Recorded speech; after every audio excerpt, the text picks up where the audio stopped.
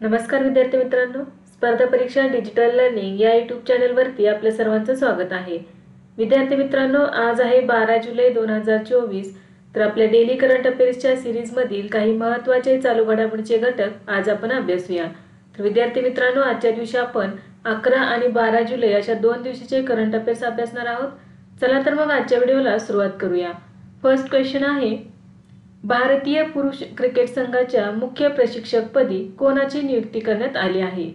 तर याचे योग्य उत्तर आहे गौतम गंभीर। भारताचा माजी सलामीवीर गौतम गंभीरची भारतीय पुरुष क्रिकेट संघाच्या मुख्य प्रशिक्षकपदी नियुक्ती करण्यात आली आहे। यापूर्वी दिग्गज क्रिकेटपटू राहुल द्रविड भारतीय संघाचे प्रशिक्षक होते। त्यांची नियुक्ती डिसेंबर 2027 पर्यंत करण्यात आलेली आहे। म्हणजेच गौतम गंभीर यांची मुख्य प्रशिक्षकपदी नियुक्ती ही पुढील डिसेंबर 2027 पर्यंत असणार आहे। तर बघा, भारतीय पुरुष क्रिकेट संघाचे मुख्य प्रशिक्षक झालेले आहेत गौतम गंभीर। नेक्स्ट आहे, 16व्या वित्त आयोगाने एक सल्लागार परिषद स्थापन केली, तिचे निमंत्रक कोण आहेत? तर याचे योग्य उत्तर आहे डॉक्टर पूनम गुप्ता। 9 जुलै 2024 रोजी 16व्या वित्त आयोगाने एक सल्लागार परिषद स्थापन केली आहे। कोणत्याही संदर्भाटी किंवा संबंधित बाबींवर आयोगाला सल्ला देण्यासाठी याची स्थापना करण्यात आली आहे। National council of applied economic रिसर्चच्या महासंचालक पूनम गुप्ता यांची सल्लागार परिषदेच्या निमंत्रकपदी नियुक्ती करण्यात आली आहे। इतर सदस्यांमध्ये अर्थतज्ञ डी.के. श्रीवास्तव, नीलकंठ मिश्रा, प्रांजुल भंडारी आणि राहुल बाजोरिया यांचा समावेश आहे।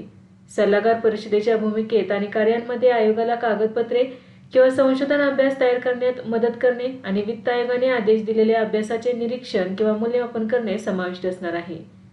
नेक्स्ट आहे, नुकतीच नाटो शिखर परिषद 2024 कुठे झाली? तर याचे योग्य उत्तर आहे वॉशिंग्टन, अमेरिका। नाटो शिखर परिषद 2024 वॉशिंग्टन, अमेरिकेत आयोजित करण्यात आली होती। ही परिषद 9 ते 11 जुलै दरम्यान पार पडली। या परिषदेत युक्रेनच्या सदस्यत्वावर सविस्तर चर्चा करण्यात आली।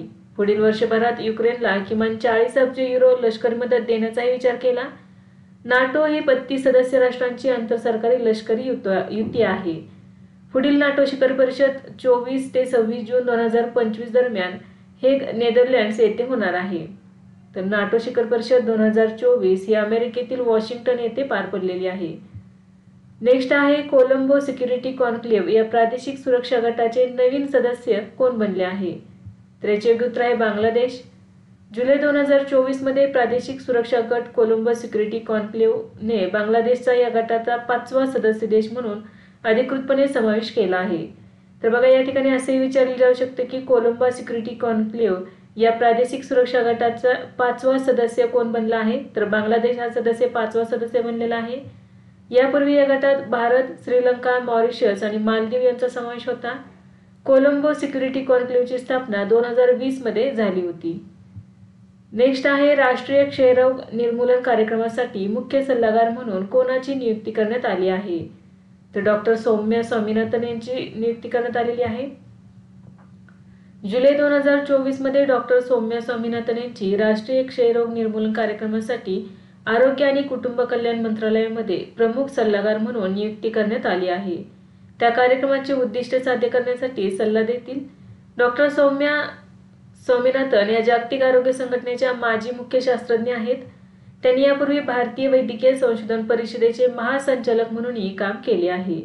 राष्ट्रीय क्षयरोग निर्मूलन कार्यक्रमासाठी मुख्य सल्लागार म्हणून डॉक्टर सौम्या स्वामीनाथन यांची नियुक्ती करण्यात आलेली आहे। नेक्स्ट आहे, अलीकडेच हरियाणाचे नवे मुख्य निवडणूक अधिकारी म्हणून कोणाची नियुक्ती करण्यात आली आहे? तर पंकज अग्रवाल यांची नियुक्ती करण्यात आलेली आहे। वरिष्ठ IAS अधिकारी पंकज अग्रवाल यांची हरियाणाचे नवे मुख्य निवडणूक अधिकारी तसेच निवडणूक विभागाचे आयुक्त आणि सचिव म्हणूनही नियुक्ती करण्यात आली आहे। त्यांनी अनुराग अग्रवाल यांची जागा घेतलेली आहे। ते 2000 बॅचचे IAS अधिकारी आहेत। तर बघा, हरियाणामध्ये ऑक्टोबर 2024 मध्ये निवडणुका होणार आहेत। तर यासाठी मुख्य निवडणूक अधिकारी म्हणून पंकज अग्रवाल यांची नियुक्ती करण्यात आलेली आहे। नेक्स्ट आहे, BSFने ग्रो विथ द ट्रीज वृक्षारोपण मोहीम कोठे सुरू केली आहे? तर जम्मू काश्मीर येथील श्रीनगर येथे सुरू केलेली आहे। जुलै 2024 मध्ये बॉर्डर सिक्युरिटी फोर्सने म्हणजेच BSFने स्टेट बँक ऑफ इंडियाच्या सहकार्याने श्रीनगर येथील BSF मुख्यालयात ग्रो विथ द ट्रीज वृक्षारोपण मोहिमेचे आयोजन केले। हिरवेगार वातावरण निर्माण करणे आणि वृक्ष लागवडीचे महत्त्व वाढवणे हा या मागचा उद्देश आहे। यामध्ये BSFचे अधिकारी, जवान, SBIचे अधिकारी आणि शाळकरी मुलांचा सहभाग होता. नेक्स्ट आहे टाटा पॉवर सोलर सिस्टीम्स लिमिटेडने अलीकडेच कोणत्या राज्यात घर घर सौर उपक्रम सुरू केला आहे? तर उत्तर प्रदेश राज्यामध्ये सुरू केलेला आहे. जुलै 2024 मध्ये टाटा पॉवर सोलर सिस्टीम्स लिमिटेडने उत्तर प्रदेशमध्ये घर घर सौर उपक्रम सुरू केला आहे. सोलर सोल्युशन्सद्वारे प्रत्येक घरात स्वच्छ ऊर्जा प्रदान करण्याचा त्याचा उद्देश आहे. या मोहिमेची सुरुवात PM मोदींचा लोकसभा मतदारसंघ वाराणसी येथून करण्यात आली आहे. राज्यातील ग्राहक रूफटॉप सोलर इन्स्टॉलेशनवर जास्तीत जास्त 1,08,000 पर्यंत सबसिडी घेऊ शकतात. 3 किलोवॅट पर्यंत 78,000चे अनुदान केंद्र सरकारकडून आणि 30,000 राज्य सरकारकडून अनुदान मिळेल. नेक्स्ट आहे केंजा लेटली ही जगातील पहिली मिस AI बनली आहे. ती कोणत्या देशाची आहे? तर मोरोक्को या देशाची आहे ती. जुलै 2024 मध्ये मोरक्कन केंजा लेटली यांना जगातील पहिली मिस AIचा खिताब देण्यात आला आहे. केंजाने 1,500हून अधिक संगणक सुधारित मॉडेल्सला हरवून जगातील पहिली आभासी सौंदर्य स्पर्धा जिंकली. मिस AI सौंदर्य स्पर्धा ही जगातील पहिली AI सौंदर्य स्पर्धा होती. या स्पर्धेत AI मॉडेलने भाग घेतला. ही स्पर्धा ऑनलाईन आयोजित करण्यात आली. नेक्स्ट आहे इंडियन एनर्जी एक्सचेंज बोर्डाने अध्यक्ष आणि व्यवस्थापकीय संचालक म्हणून कोणाची पुनर्नियुक्ती केली आहे? तर सत्यनारायण गोयल यांची नियुक्ती केलेली आहे. जुलै 2024 मध्ये इंडियन एनर्जी एक्सचेंज बोर्डाने सत्यनारायण गोयल यांची अध्यक्ष आणि व्यवस्थापकीय संचालक म्हणून पुनर्नियुक्ती केली आहे. 10 ऑगस्टपासून 3 वर्षांसाठी त्यांची पुनर्नियुक्ती करण्यात आलेली आहे. तसेच रोहित बजाज यांची संयुक्त व्यवस्थापकीय संचालक म्हणून नियुक्ती करण्याच्या प्रस्तावालाही मंजुरी देण्यात आलेली आहे. तर राजीव गुप्ता यांची कंपनीचे गैर कार्यकारी स्वतंत्र संचालक म्हणून नियुक्तीलाही बोर्डाने मान्यता दिली आहे. तर बघा, अध्यक्ष आणि व्यवस्थापकीय संचालक असणार आहेत सत्यनारायण गोयल, तर रोहित बजाज हे संयुक्त व्यवस्थापकीय संचालक असतील आणि गैर कार्यकारी स्वतंत्र संचालक राजीव गुप्ता हे असणार आहेत. नेक्स्ट आहे जपान आणि कोणत्या देशाने ऐतिहासिक परस्पर प्रवेश करार केला आहे? तर फिलिपिन्स. जुलै 2024 मध्ये जपान आणि फिलिपिन्सने ऐतिहासिक संरक्षण करारावर स्वाक्षरी केली. फिलिपाईन्सची राजधानी मनिला येथे झालेल्या उच्चस्तरीय संरक्षण चर्चेदरम्यान हा करार करण्यात आला. रेसिप्रोकल एक्सेस करार म्हणजेच परस्पर प्रवेश करार या नावाचा करार हा जपानी सैन्य आणि उपकरणे फिलिपिन्समध्ये तैनात करण्यास कायदेशीररित्या परवानगी देतो. त्याचप्रमाणे फिलिपाईन्सचे सैन्य आणि उपकरणेही जपानमध्ये तैनात करण्यात येणार आहेत. आशिया पॅसिफिक क्षेत्रात चीन लष्करी आणि राजनैतिक दबाव वाढवत असताना दोन्ही देशांमधील हा करार झालेला आहे. नेक्स्ट आहे रस्ता सुरक्षेसाठी 10 वर्षांसाठी कृती आराखडा स्वीकारणारे पहिले राज्य कोणते? तर राजस्थान हे पहिले राज्य ठरलेले आहे. 10 वर्षांसाठी रस्ता सुरक्षेसाठी कृती आराखडा स्वीकारणारे राजस्थान हे पहिले राज्य ठरणार आहे. 2030 पर्यंत राज्यातील रस्ते अपघात 50% कमी करण्याचे याचे उद्दिष्ट आहे. हा कृती आराखडा 3 टप्प्यात राबवण्यात येईल. पहिला टप्पा 2025 ते 2027 असा असेल, दुसरा टप्पा 2027 ते 2030 आणि तिसरा टप्पा 2030 ते 2033 असा असेल. तर बघा, दुसऱ्या टप्प्यापर्यंत म्हणजे 2030 पर्यंत राज्यातील रस्ते अपघात 50% कमी करण्याचे याचे उद्दिष्ट आहे. कृती आराखड्यात वेग मर्यादा, सुरक्षित अंतर, वाहतूक चिन्हे, रस्त्यावरील अडथळ्यांचा वापर, पादचाऱ्यांची सुरक्षा, सीट बेल्ट, हेल्मेट वापरणे आणि वाहन विमा यांचा समावेश असणार आहे. नेक्स्ट आहे पॅरिस ऑलिम्पिक 2024 मध्ये टीम इंडियाचा मुख्य प्रायोजक कोण बनला आहे? तर अदानी समूह बनलेला आहे. पॅरिस ऑलिम्पिक 2024 मध्ये टीम इंडियासाठी मुख्य प्रायोजक म्हणून अदानी समूहाची घोषणा करण्यात आली आहे. यासाठी देश का गीत ॲट ऑलिम्पिक ही मोहीम अदानी समूहाने सुरू केलेली आहे. ही मोहीम ऑनलाईन सुरू करण्यात आलेली आहे. या मोहिमेमध्ये खेळाडूंच्या समर्पणावर प्रकाश टाकणारा आणि देशभक्तीला प्रेरित करणारा चित्रपट दाखवण्यात आला आहे. अदानी समूहाने 2016 पासून विविध खेळांमध्ये 28हून अधिक खेळाडूंना पाठिंबा दिला आहे. तसेच येस बँकेने पॅरिस ऑलिम्पिक 2024 साठी भारतीय ऑलिम्पिक असोसिएशनशी भागीदारी केली आहे आणि येस बँक ही अधिकृत बँकिंग भागीदार बनली आहे. नेक्स्ट आहे दरवर्षी जागतिक लोकसंख्या दिवस कधी साजरा केला जातो? तर 11 जुलै रोजी साजरा केला जातो. जागतिक लोकसंख्या दिवस दरवर्षी 11 जुलै रोजी साजरा केला जातो. जागतिक लोकसंख्या दिवसाची स्थापना 1989 मध्ये युनायटेड नेशन्सद्वारे करण्यात आली.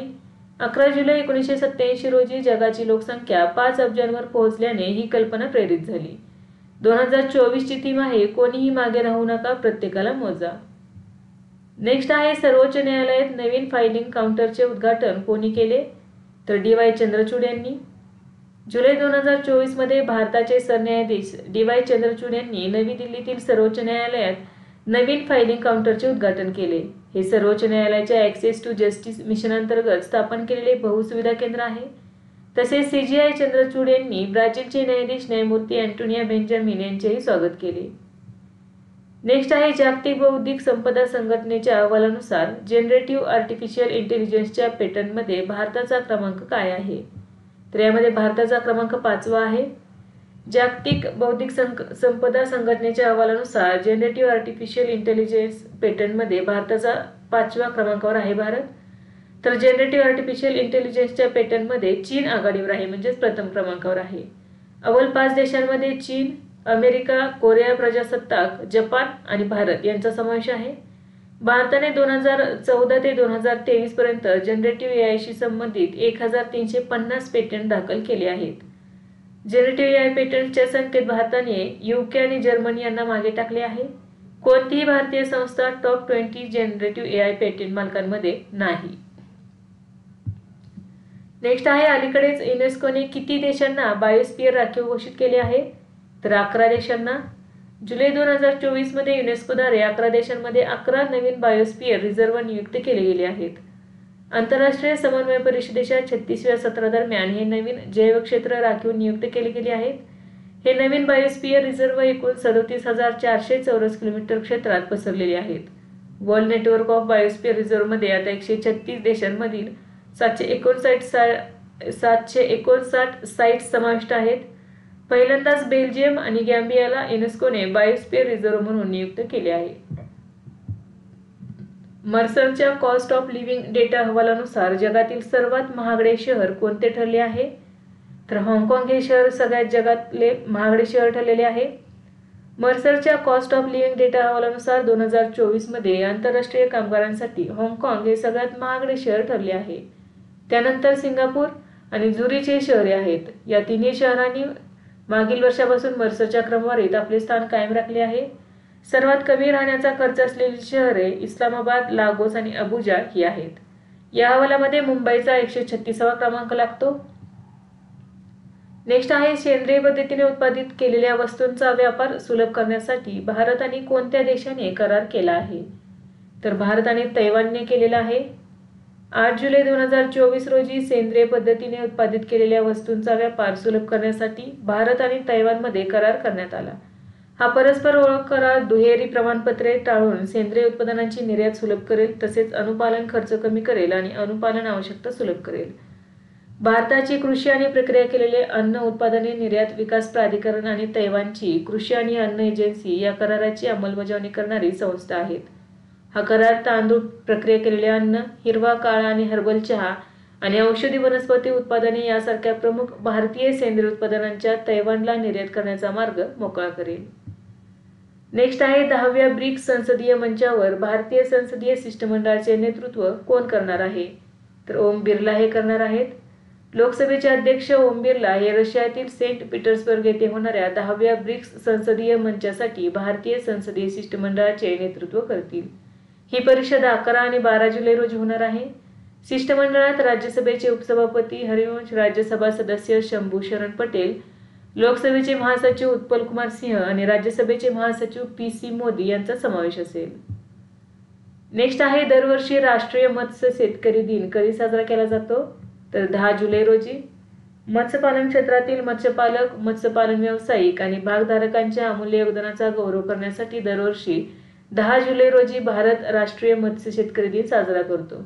हा दिवस भारताच्या अर्थव्यवस्थेत आणि अन्न सुरक्षेमध्ये महत्त्वपूर्ण भूमिका बजावणाऱ्या शाश्वत आणि भरभराटीच्या मासेमारी उद्योगाची खात्री करण्यासाठी आणि त्यांच्या प्रयत्नांना ओळखण्यासाठी एक व्यासपीठ म्हणून काम करतो. नेक्स्ट आहे BWF रियुनियन ओपन 2024चे पुरुष एकेरीचे विजेतेपद कोणी जिंकले आहे? तर थारुण मानेपल्ली यांनी जिंकलेले आहे. तेलंगणाच्या थारुण मानेपल्ल्यांनी BWF रियुनियन ओपन 2024च्या पुरुष एकेरीचे विजेतेपद पटकावले आहे. त्याने अंतिम फेरीत जपानच्या युदाई ओकिमोटोचा पराभव केला. जगातील 75व्या क्रमांकाची महिला बॅडमिंटन खेळाडू गुजरातची तस्नीम मीरने महिला एकेरीचे विजेतेपद पटकावले आहे. तिने अंतिम सामन्यात भारताच्या रक्षिता श्रीचा पराभव केला. रियुनियन बॅडमिंटन ओपन 2024 पश्चिम हिंदी महासागरातील रियुनियनच्या फ्रेंच परदेशी विभागाची राजधानी असणाऱ्या सेंट डेनिस येथे आयोजित करण्यात आली होती। वीरंगना दुर्गावती व्याघ्र प्रकल्प अलीकडे चर्चेत होता तो कोणत्या राज्यात आहे?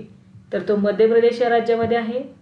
जुलै 2024 मध्ये मध्य प्रदेश सरकारने वाघांची कथित शिकार आणि नव्याने स्थापन झालेल्या वीरंगना दुर्गावती व्याघ्र प्रकल्पातील अनियमिततेची चौकशी सुरू केली आहे। हे मध्य प्रदेशातील सागर, दमोह आणि नरसिंगपूर जिल्ह्यांमध्ये पसरलेले आहे। मध्य प्रदेशातील हे 7वे व्याघ्र प्रकल्प आहे। नेक्स्ट आहे पॅरिस ऑलिम्पिक 2024 मध्ये नवीन शेफ डी मिशन म्हणून कोणाची नियुक्ती केलेली आहे किंवा निवड केलेली आहे? तर गगन नारंग यांची। भारतीय ऑलिम्पिक असोसिएशनने 26 जुलैपासून सुरू होणाऱ्या पॅरिस 2024 ऑलिम्पिक गेम्समध्ये भाग घेण्यासाठी भारतीय दलाचे शेफ डी मिशन म्हणून गगन नारंगचे नाव जाहीर केलेले आहे। शेफ डी मिशन म्हणजेच काय तर नेतृत्व किंवा प्रमुख, तर भारतीय दलाचा प्रमुख किंवा शेफ डी मिशन म्हणून गगन नारंग यांचे नाव जाहीर केलेले आहे। ते मेरी कोम यांची जागा घेणार आहेत। गगन नारंग हे 4 वेळा ऑलिम्पियन आणि 2012 ऑलिम्पिक खेळ पुरुषांच्या 10 मीटर एअर रायफलमध्ये कांस्य पदक विजेता आहेत। शेफ डी मिशन हे एक महत्त्वाचे प्रशासकीय पद आहे कारण ते सहभागी खेळाडूंचे कल्याण सुनिश्चित करण्यासाठी, त्यांच्या गरजांची काळजी घेणे आणि आयोजन समितीशी संपर्क साधण्यासाठी जबाबदार आहे। नेक्स्ट आहे अलीकडेच रशियाचा सर्वोच्च नागरी सन्मान कोणाला देण्यात आला? तर नरेंद्र मोदी यांना। जुलै 2024 मध्ये रशिया दौऱ्यावर असताना पंतप्रधान नरेंद्र मोदी यांना रशियाचा सर्वोच्च नागरी सन्मान Order of Saint Andrew the Apostle ने सन्मानित करण्यात आले। काही महिन्यांपूर्वी पंतप्रधान मोदींना भूतानचा सर्वोच्च नागरी सन्मान ऑर्डर ऑफ द ड्यूक गॅल्फो हे देखील प्रदान करण्यात आला होता। तर विद्यार्थी मित्रांनो, आज आपण काही महत्त्वाचे चालू घडामोडीचे घटक अभ्यासले। यासारखेच नवनवीन व्हिडिओ पाहण्यासाठी चॅनलला लाईक करा आणि सबस्क्राईब करायला विसरू नका। धन्यवाद।